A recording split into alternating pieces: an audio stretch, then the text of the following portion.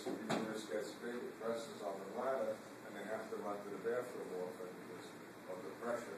They don't know whether the pressure is coming from the inside or the out. The vagina, I think I did with you, is thrown into folds or rugate. Did I do that? Okay. And dipping into the vagina is the cervix, the lower part of the uterus. The little space, there's a space on either side, in the front and in the back, is called a fornix. And very often when you're doing a pap smear, you're going to go in with a very little brush, you're going to take some cells from the fornix, and just at the entrance to the uterus, the opening here, if you label it, is called the os. Okay? You don't go into that uterus, God, it'll kill it. You just take cells there from the outside, and they look at it in a laboratory to see if they're precancerous, and they can stage it, stage 1, stage 2, or if it's cancerous. The good news is if it's cancerous, then it stays in situ, meaning it stays local. It doesn't spread for about 8 years in most women.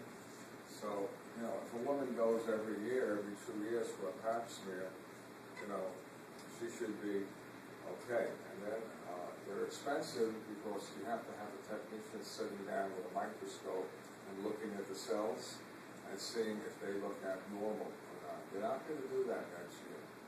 They're going to do something that's far cheaper. They're going to just take the same pap smear and very quickly test it for papilloma virus. Because most, 95% of cervical cancers are caused by papilloma virus. If that tests positive, then they'll do a traditional pap smear. And then about every 3 years, they'll also do a traditional pap smear. Why? Because there are other viruses of gonorrhea, like herpes, can cause cervical cancer. Okay? So that's the health note. Now we get into the uterus. Coming out of the uterus is the fallopian tube.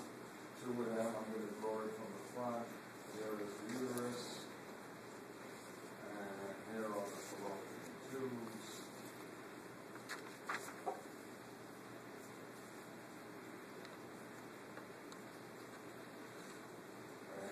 Finger-like endings, and here is the ovary, and here's the vagina. Everybody? Okay. The part dipping into the vagina is called the cervix.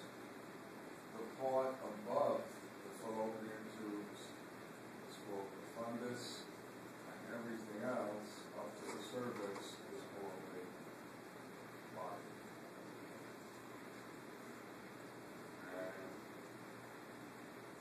Next, if you look at the uterus, another uterus, really big this time.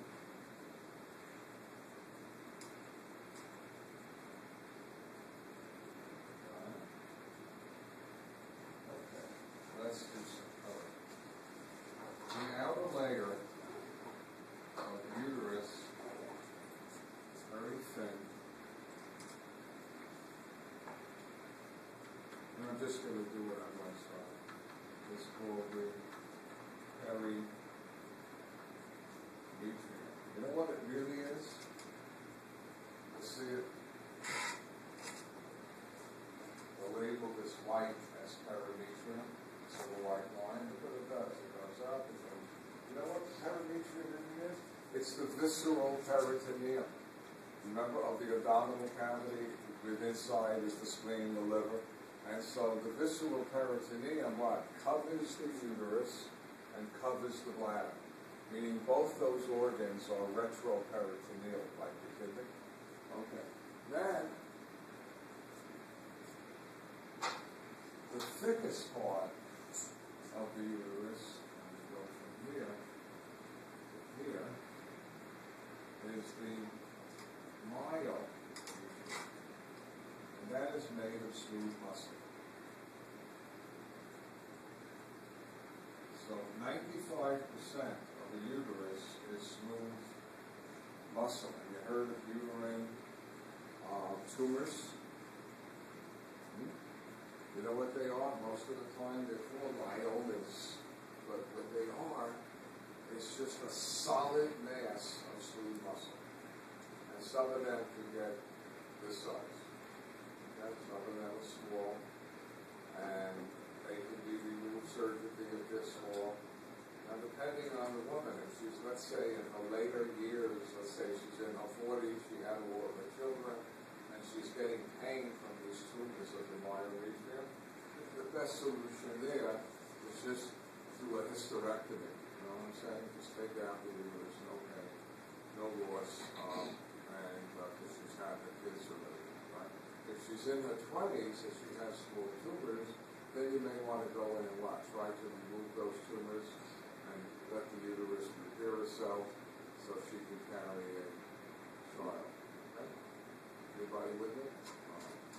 So, what do you need the myometrium for? What's the purpose of that muscle?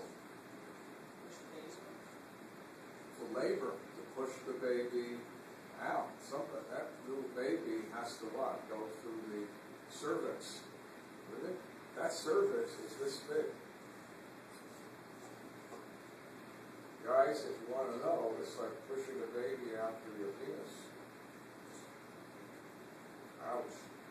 So what do you have to do? From the moment the woman gets pregnant, the cervix starts to soften. That's one way that a doctor may have a suspicion that you're in early pregnancy. He'll feel your cervix and it will feel softened. And when he looks at it, it looks more vascular.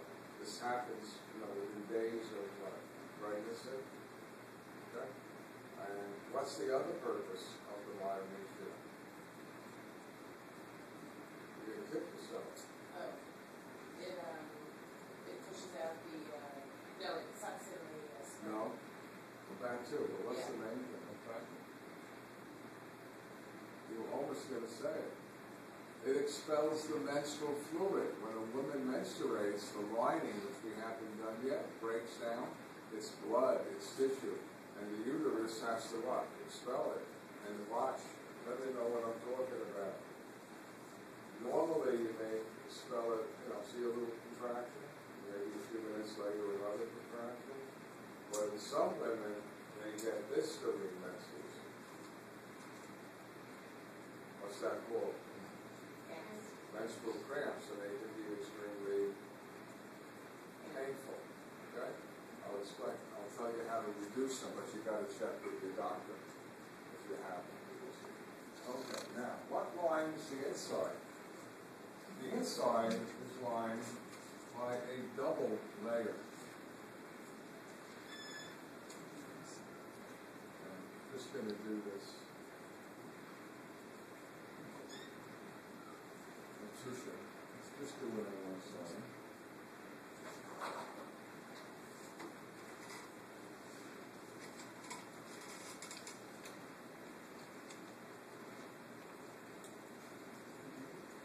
Notice I'm making the orange layer, a lot bigger. And the orange and the green, the two layers that are collectively, these two, are called the endometrium.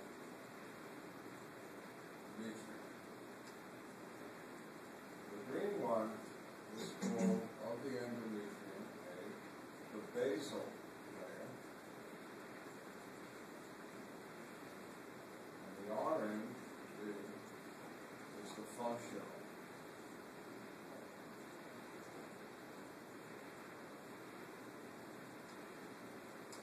Each menstrual cycle, the functional layer breaks completely down and gets expelled. That's menstruation, menses. And then from the basal layer, the woman what? With the appropriate hormone stimulation, will grow a new functional layer.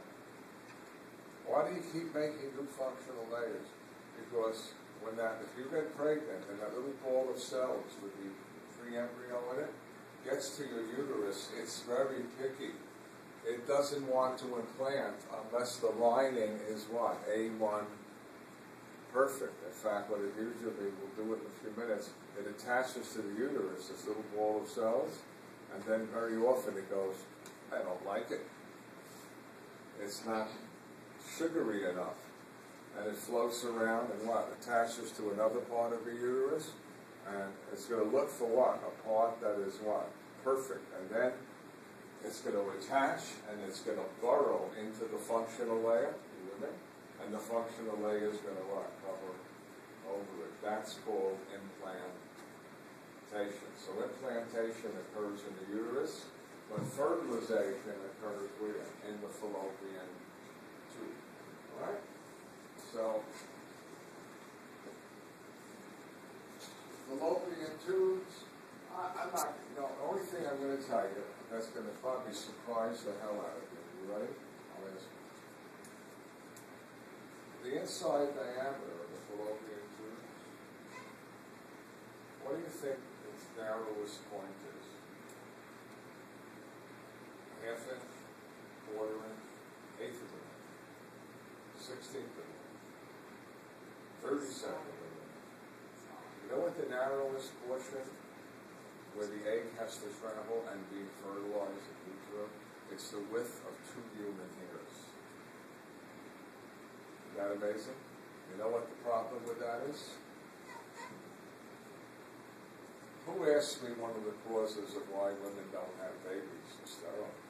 You want to know one, a big one? A woman had, in the past, gonorrhea or chlamydia. And the organism got into the fallopian tube and it caused inflammation. And inflammation of the fallopian tube is called pecarious salpingitis. And here's what's going to happen. You ovulate an egg. The egg is going through here. And it has to what? They're fertilized about a third of the way in by the sperm. But what if, look at my picture, this fertilized egg is going to be fertilized. This egg is going to be fertilized in this little cilia inside the fallopian tube. There is cilia. That's going to move it where? Towards the uterus. But what if this is the condition? What if inside the fallopian tube